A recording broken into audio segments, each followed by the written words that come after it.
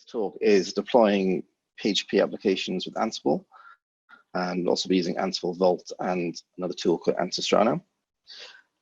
This is obviously a PHP-based talk. I primarily work with PHP. I guess as everybody in this group was at a Drupal meetup. I did this for a DevOps group recently, so not everybody there was PHP.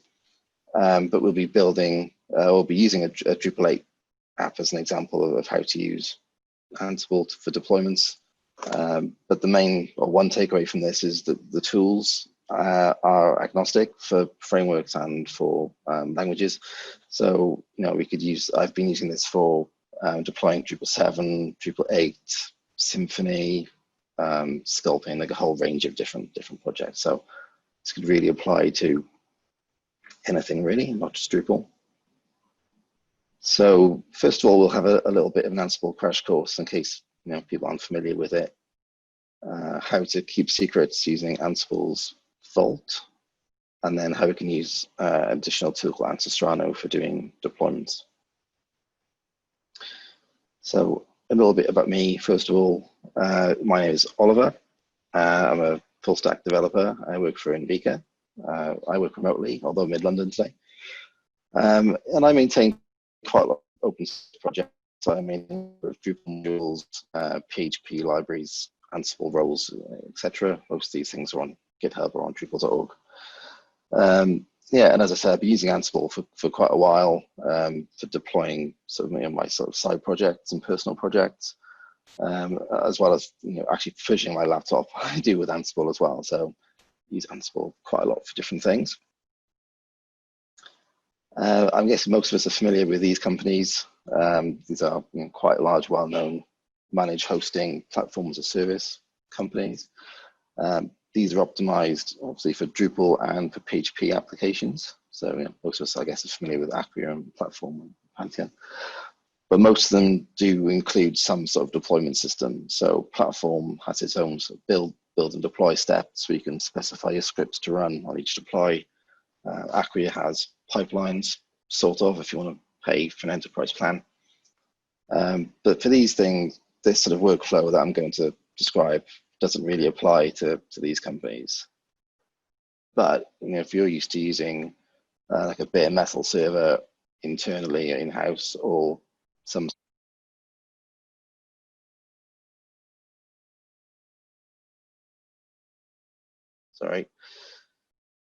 if you're using a server like DigitalOcean or Linode, then this is going to be something that's more up your street.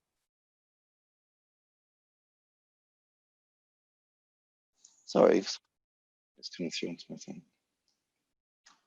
Can you still hear me okay? Yeah, can hear you. Okay, so my phone was coming through my headphones. That was a bit weird. Where was I? Yeah, so if you used to, then yeah, this is going to be more useful, I think. Okay, what is Ansible? Ansible is open source software provisioning tool and application deployment tool. So when I first started using Ansible, I was using it just for setting up servers and was using something else for doing the actual deployments before moving everything under one umbrella, really, which I think was a good sort of decision. It's a command line tool, so it's something that you run in your terminal rather than through a GUI. It's written in Python, but you don't need to know Python or write Python to be able to use it, unless you're writing sort of custom modules and plugins and things. It's configured with YAML, which is really nice because if you're doing any work in Drupal 8 or Symfony, then you're used to using YAML. It's a remote. Executes ad hoc commands. So if you're using just the normal Ansible command, you're running commands off your laptop on remote servers, like your DigitalOcean server or your Volta server. It's installing software packages, so you can use it for actually setting up your sort of LAMP stack or LAMP stack. So it's going to actually install your Apache and your PHP and everything else on your server as well as performing your deployment steps like creating your directories and actually pushing your code or pulling code onto the server.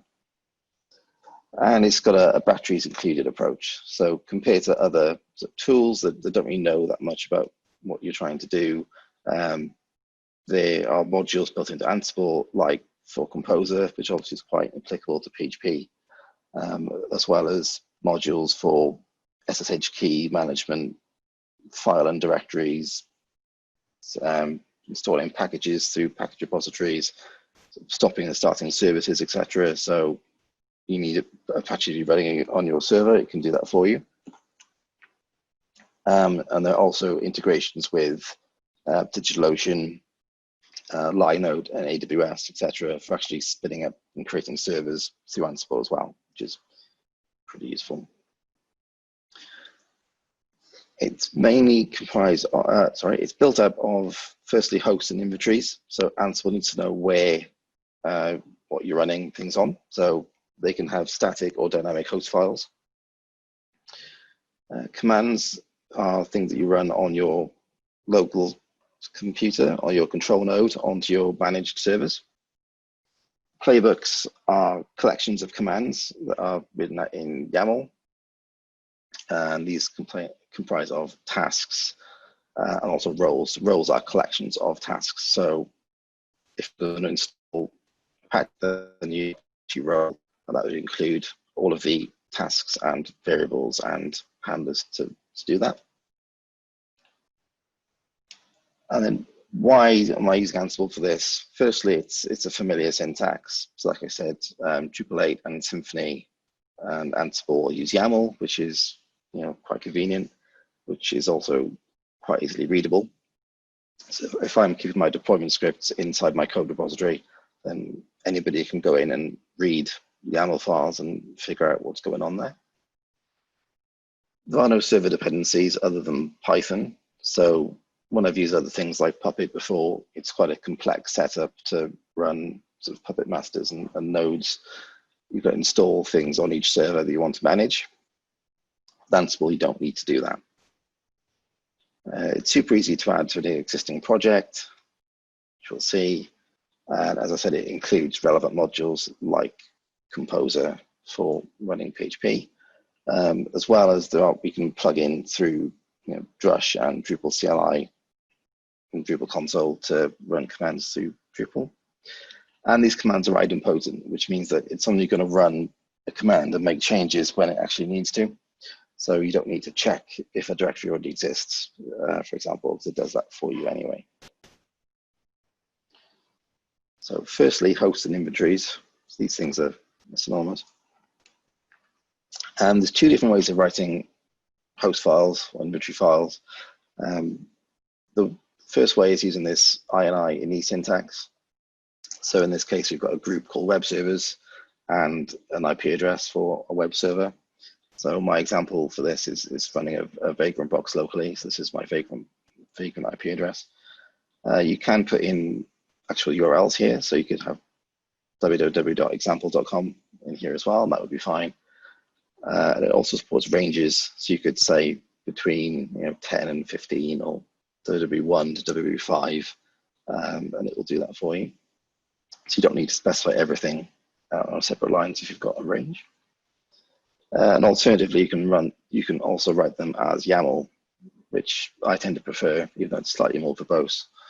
I think there's an example later on of why I can point out why that's useful. If for no other reason that your playbooks are written in YAML, so it makes sense to have your host file written in YAML as well. So commands, this is an example of a command. This is probably the first command you're going to want to run. So we're going to say run Ansible. We're going to run it on all of our hosts. Well, then we use -i to specify an inventory file, so a hosts.yaml file. And then we're going to use -m to specify the module that we want to run. So in this case, we're going to run just the ping module, which is going to make a ping request to our server.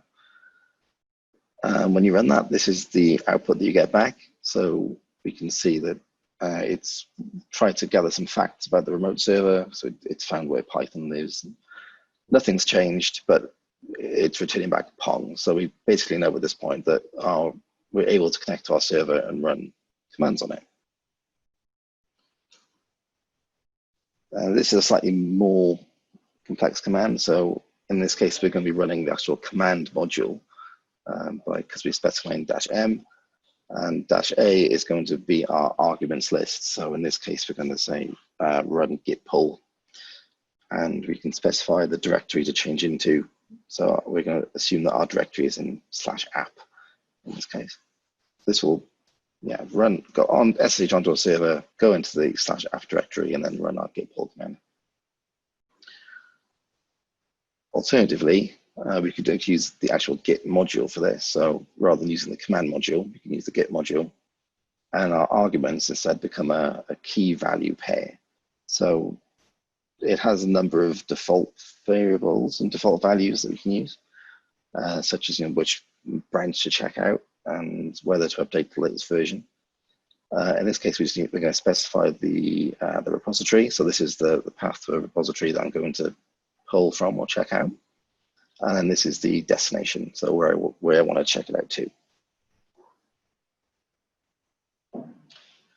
So tasks and playbooks, this is a playbook.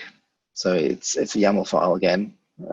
We've got our 3 dashes at the top to show that it's a YAML file.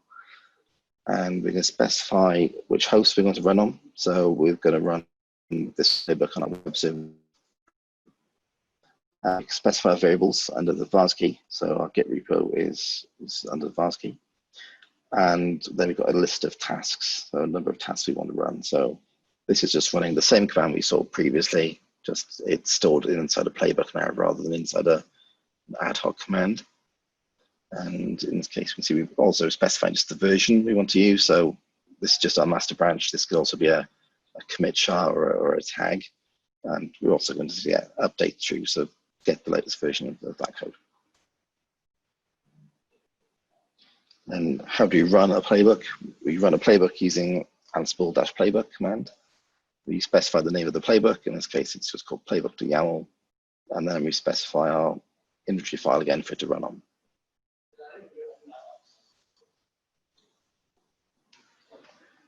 Okay, and then roles.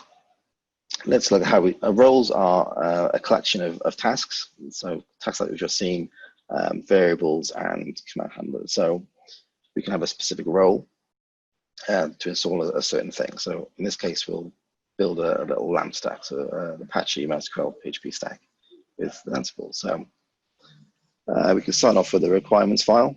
So this is another YAML file where we can specify which roles we're going to install for this project. So I assume most of us know Jeff Gerling, who used to work for Acquia.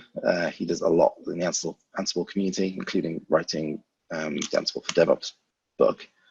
But yeah, he maintains a lot of these roles. So in this case, to build our LAMP stack, we're just going to install the Apache role, the Composer role, MySQL, PHP, and the PHP MySQL role. You can also specify version numbers here. Normally, I'd also specify a version number that you want to install just to make sure things are a bit more robust.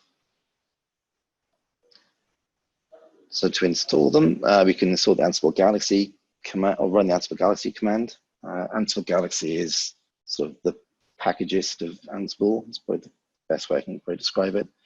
There's a big list of all the available roles there, the community contributed roles. We specify our requirements file, which is our requirements YAML file, and we just say install. And that will download the roles from Ansible Galaxy onto our local machine. And within our playbook, we can now just specify the roles we want to run under the roles key. In this case, we're going to run, I've called this one provision.yaml now because we're doing a provision script. And here the order matters. On the previous slide, the order did on the requirements file, the order doesn't matter. It will download them. It's just downloading files. In this case, the order matters. It will run them in the order that you specify them. And I always get tripped up by this because I always want to order everything alphabetically. And I always want to put Composer after Apache. But then it will not install because it hasn't installed PHP. And it can't install Composer until it's installed PHP. So it has to do them in that specific order. And as I said, yeah, each of the roles will expose their own variables. So in this case, the Apache module exposes an Apache vhosts variable.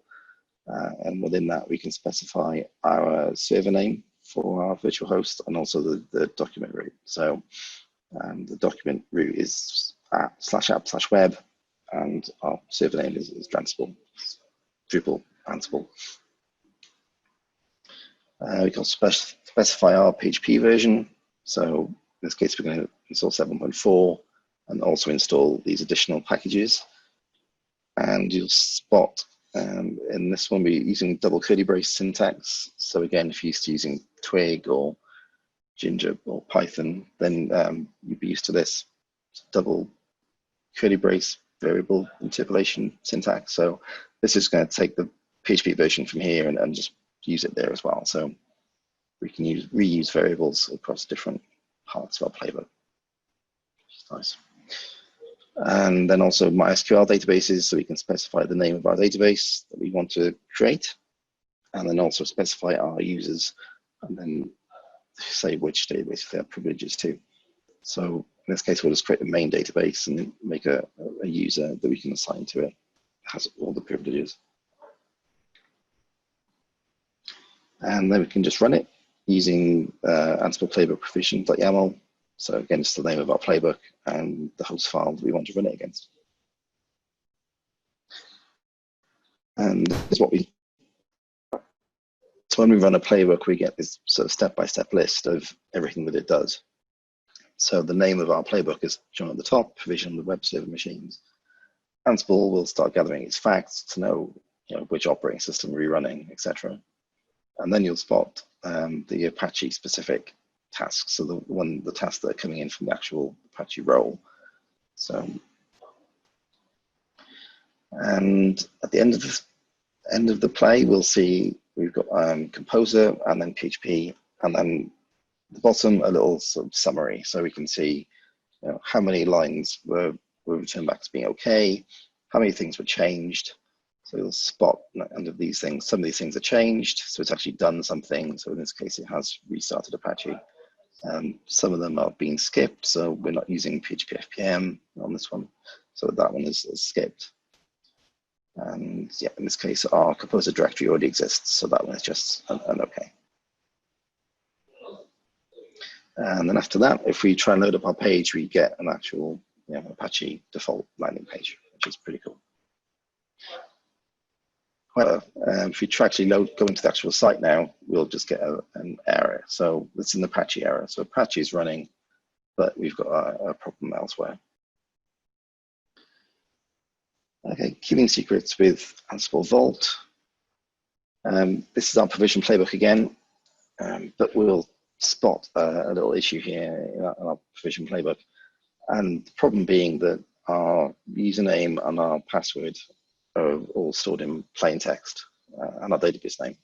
So if you were to try and open source this repository, everybody could see all of your credentials, which is a bad idea.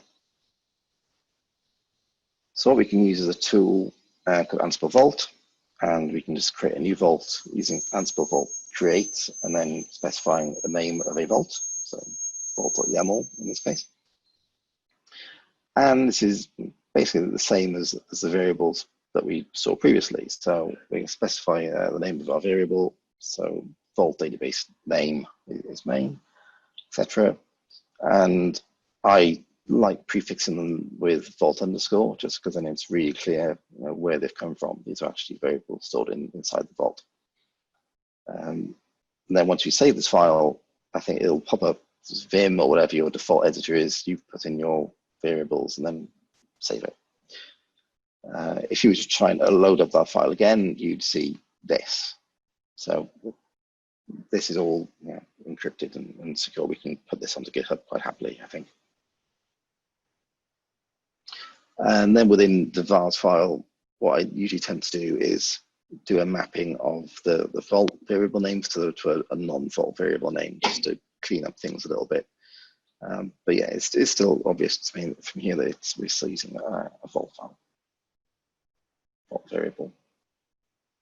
And then yeah, likewise, we can replace our database name and our user and our password all with the variable versions from the vault now. If we did want to edit the vault, then we can just run Ansible Vault edit and specify the name of the vault again.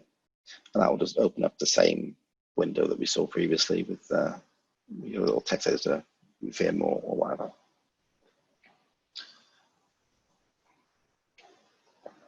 The only change we need to make to our deploy or our provision now will be to add ask vault pass option to the end of the command.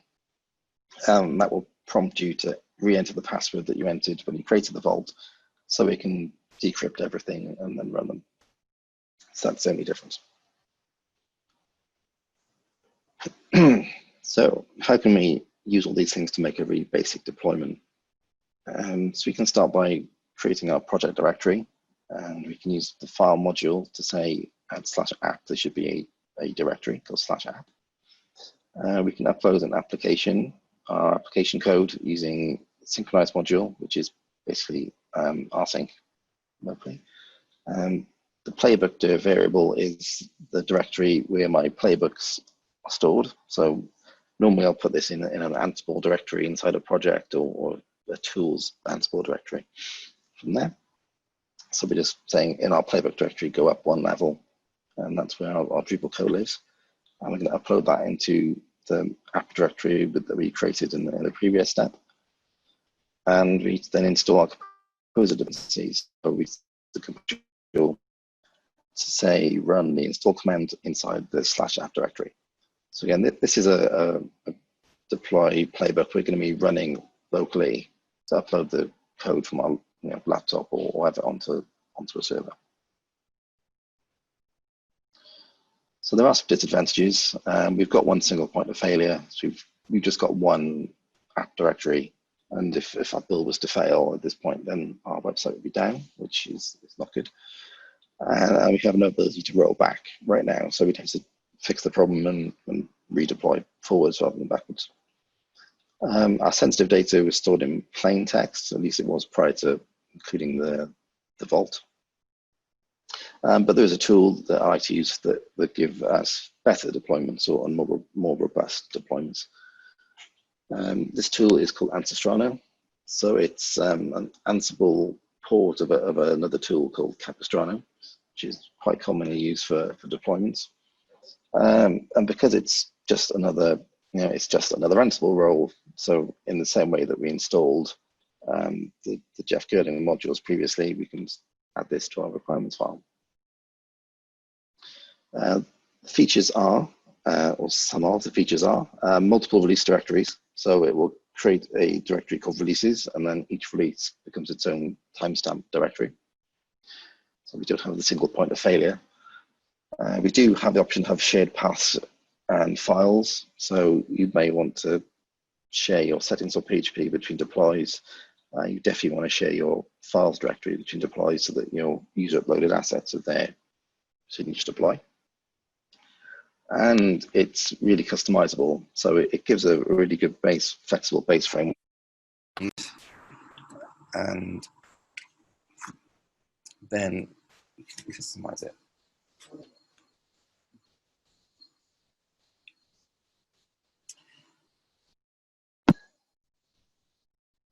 So, and there's also multiple deployment strategies. So we can deploy via rsync, we can deploy via Git and SVN in multiple different ways. And it also allows for multi-stage environment. So if we're going to be running, it's pretty common to have dev, test, and live for a project. We can do that with Ansistrano. And we can prune releases. So the problem with having multiple release directories is they get full pretty quickly, especially if you're doing lots of releases. It has an option built in to prune them. So we can say keep the last 5 releases or whatever we need. And there's also a rollback. So we can say roll back to the previous deploy very easily. Because they're just roles, we can just add them to our requirements file. They are called ansistrano.deploy and ansistrano.rollback, respectively. And then our deploy playbook, we can just add it as our in a role. As I said, roles usually expose variables. So Ansistrano has a number of variables that it lets us customize. So in this case, we're just going to create a custom variable called project deployed, which is /app, that's our app directory. And we can then tell it to, Ansistrano deploy to tells it where on the server to deploy. So to our /app directory. We're going to deploy via Git in this case. We're going to deploy the master branch, and we're going to deploy from this repository. So this is similar to what we saw previously. Then we run essentially the same command again. So Ansible playbook deploy.yaml with our host file. And as we saw with the roles previously, we've got a number of role-specific tasks now that are happening. So it's going to ensure that our deployment-based path exists, and it's going to create our releases folder and create all our shared elements for us and make sure our shared path exists. And, and it does this for us out of the box already. So in this case, I'm already sharing a site's default files directory for our users. Last thing on here is we've then got updating file permissions is a custom task that I've added in here. We'll see that in a minute. And then lastly, it's going to clean up our releases. So we've told it when you keep maybe 3 releases, it will delete the rest of them. And lastly, it sends stats back for its own to the website, but you can opt out of those, which I've done here. It's good. Yeah, so in the fail thing was unreachable, but it's made 14 changes in 7 scripts. And this is what we see on the server now. So inside our app directory, we've got 2 directories and a symlink. We've got a releases directory, which has all of our releases in them. Releases are date stamped. So this release was done on 19th of July last year. Our shared directory contains all of our shared things, and then current is a symbolic link to the active release. So this is where the document root is going to point to this current directory. And as I said, releases directory just has a number of date stamped releases in here. So in this case, we've said pre-knitted 3, or we've either done less than 3 deploys, or we've done more, and it's pre-knit. And then also, as I said, there's an option to do rollbacks. So we can make a rollback file, just calls for rollback.yaml, and we use the rollback role rather than the deploy role. Again, we can tell it where to deploy to or where to roll back to, and it will just roll back to the last good release.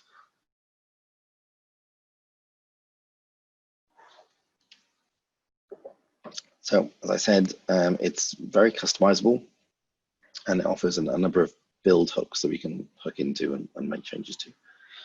So this I've taken from the Ansistrano website or from the GitHub page. And you can see there are 5 steps. So first is the setup. Then we're going to update the code. So we're going to do our git pull or whatever. Then we're going to symlink our shared things in. So our settings file may be in our files directory. Then our main symlink happens. So the current symlink, which essentially makes the site live. And then we're going to do the cleanup steps, like pruning those directories.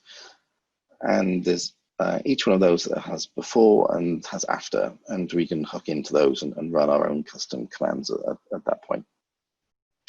So maybe after we've updated our code, we want to, that's when we probably want to run our composer install and our npm run dev or something to compile our CSS.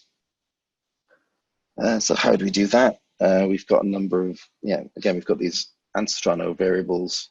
And each build hook has before and after, and then the name of the thing that we want to run after. And we need to specify a file that will contain our custom steps in it. So I tend to put them inside a deploy directory and then name them after the name of the thing that I'm hooking into. So after symlink has been shared, we're going to run this file. After the main symlink is done, we'll run this file. And after the code updates, we'll run this file. There is the trickiness there that we don't always know where on the server we'll be deploying, because the release name's a date built from the date, so we don't. Those are obviously going to change, right? So it does give us this Ansistrano release path, variable that we can use, and that will tell us the path to the actual current deploy that we're actually running. So we can execute things against it. So in this case, I like to create a release web path and a release Drush path, because Drush is added as a dependency of this particular project.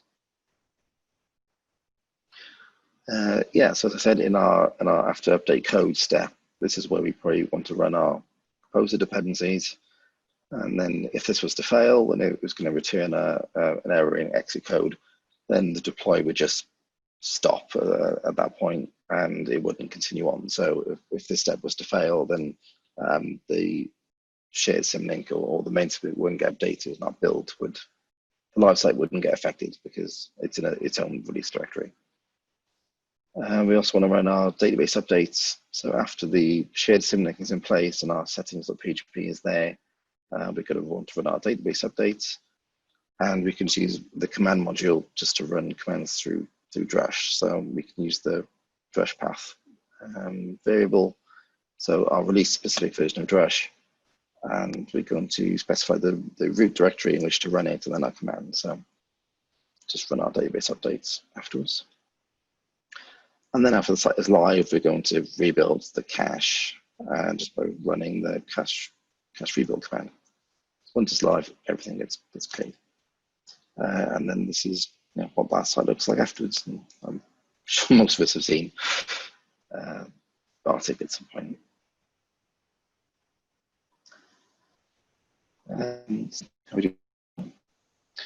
Across deployments. So as I said, obviously our files directory needs to be available across deployments, so we can add it as a shared path. So in this case, I've got a Drupal root variable that I've added, and we just say that the site's default files directory is shared. So that becomes a symlink. So this is the contents of that directory. It's just got our cache CSS and things in it. But within the main default directory, you'll see now that files is not a directory anymore. It's a symlink. So it's actually going up 5 directories and then into shared and then symlinked in. So that will happen automatically on each release when the shared symlink step happens.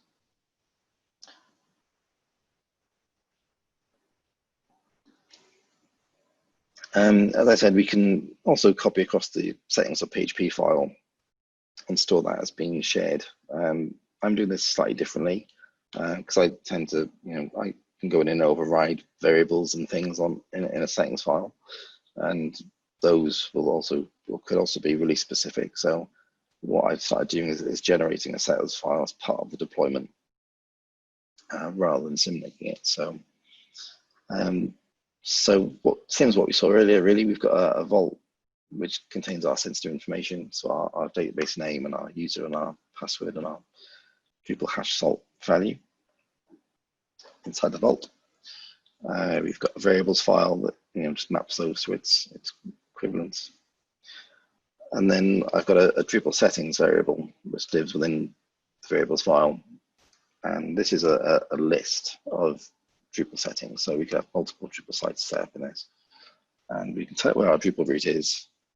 And from there, again, a Drupal root could have multiple sites in it. So we can have more than one site. And this one is going to be called default. We can then start passing through settings. So our database variables in here, we can pass them again through from the vault.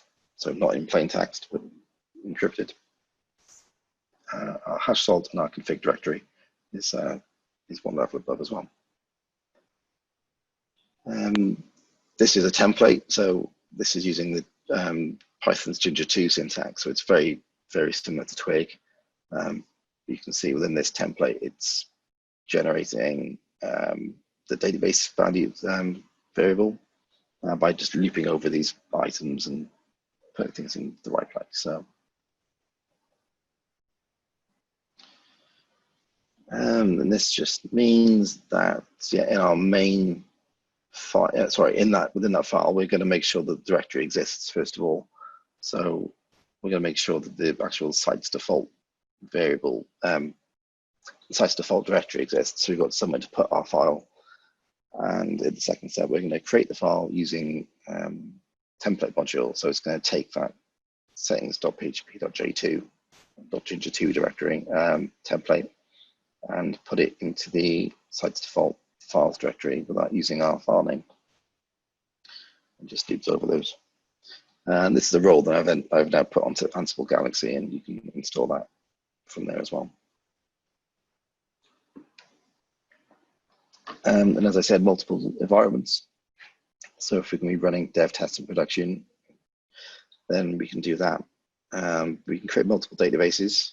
So you can create one for production, one for staging, and then also create separate users and specifying different databases in here. And then within our inventory file, so this is our live inventory file, we can specify some of our variables. So this is why I prefer the YAML syntax. It's really easy to see within this format where the variables live. In the ini syntax, it's a little bit more difficult to see. Yeah, in this case, our live variables we're deploying into the /app directory. We're going to deploy from the master branch by default. And in this case, we're going to install Drupal install as true. And then on staging, we're just going to swap out some of those variables. So this SSH host is still the same, and the port. Our deploy path now has changed. So we've gone from app to app test. And our Git branch is now develop rather than master. So depending on which inventory we're going to use, it'll deploy to a different part on the server, to a different directory on the server. So from just this time, we specify inventories staging, deploy to staging, and then inventories live, deploy to live. I think that's everything. So, do I have any more slides? Cool, thank you. I've got a quick question on the database stuff. Okay. So obviously I saw you had the database updates run in your build hook. I was just curious, does it have anything sort of built in, if you like, for backing up, and if you roll back then restoring to undo database updates? Not by default, but you could, when the build hooks, you could have it do a database dump first. That's what I've been doing. And then when you're doing, like, use drush SQL dump, specifying the result file parameter, and then using the file name that matches the release that I did. So they sort of marry up with each other. And yeah, potentially you could use that then to roll back as well. That's the way I've been doing it. Although luckily I've not had to do one yet. But no, I suspected that'd be the answer, but just wondered if it had a built in it. But yeah, and that's quite the nice thing, because it's all done through Vagrant. At least I've been testing out through Vagrant. Then yeah, if something like that, I could test it out locally without actually affecting the site.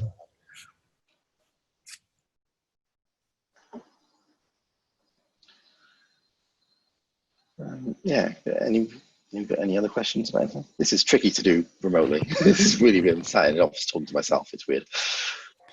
Do you have like a GitHub repo with some examples on it at all, Oliver? This stuff's really cool. Yeah, I mean, if I try and bring up Chrome, I'll see a picture of my dog. Let's see. There's the Dranstal one. I think that's this one might be private though. This is the one, like I did a version of this a long time ago, and then this is a new one that's using 8.8, Drupal core 8.8, and all the new Composer-based things. So this one is here. Why is it private? I'm not quite sure why it's private. I should probably make that open now. Yeah, there's probably a few things on my GitHub account that I've used it on. A few I've done for clients, but they were also private. Is this what I've done? Trying to think what I've done. Spoke to ones I've been using on platform. This is probably private as well. Yeah.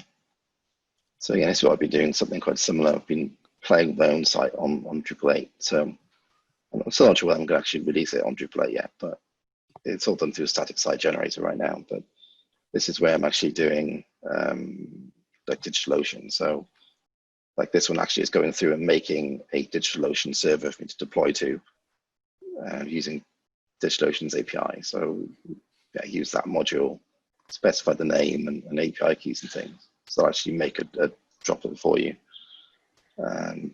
Very similar to what we just saw then. We've got a deploy sort of playbook, but yeah, I like splitting these things out to multiple files. And then we've got a, let's see, digital deploy variables. Yeah, all my deploy variables go in one thing. So I'm saying deploy from this directory, keep 5 releases. And then you can override things like the Git branch. The Git branch can say it could be anything, so I tend to override it on a tag by tag basis if I'm doing it. Yeah, I should make some of these public. Maybe the Ansible one should definitely be public. So yeah, that's just a test project with Vagrant in it. Cool, thanks. Yeah, it looks useful if you have a lot of clients, particularly on one hosting platform, then having a kind of template and standard way of deploying them all looks like it could be really, really useful. Yeah, definitely. Yeah, I think the majority of my sort of freelance clients, I tend to keep on things like Acquia or Platform, but there's a couple who are just on their own sort of servers. And I have had that case of clients in previous roles as well have hosted things internally, so it's quite a nice sort of setup for that as well. This is the Drupal settings file repo, so this has actually been released onto Galaxy now, so you can just add this into any now. Yeah, using that sort of Drupal settings syntax that we saw. Which project was I doing? I think it was this one. I'm doing do a deploy. So after you've updated the code we want to run, I'm doing this slightly differently here, but you can actually do, generate the settings file here. You can actually call a role within a playbook, which is a little bit meta. But yeah, we can just say, once you've installed Composer, then generate the file. So it sort of includes that whole role and just runs it inside that. Yeah, I shall check. Maybe after Drupal camp, I'll check which ones I can make public if they're not already. Yeah, that'd be cool. It'd just be good to play around with something that's kind of set up already. But yeah, even with the talk, though, there's enough there to get started, definitely. So yeah, and then like this one I've got hooked up to Circle CI as well. So this is doing an automatic deploy.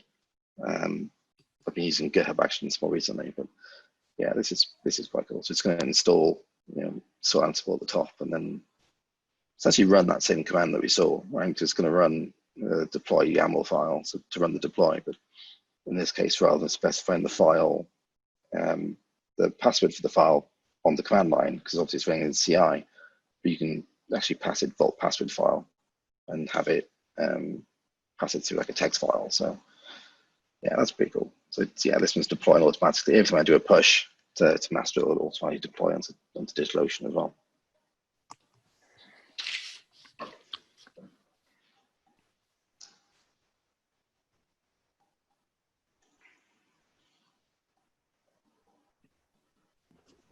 Great, thanks, Oliver. Anybody got any last questions?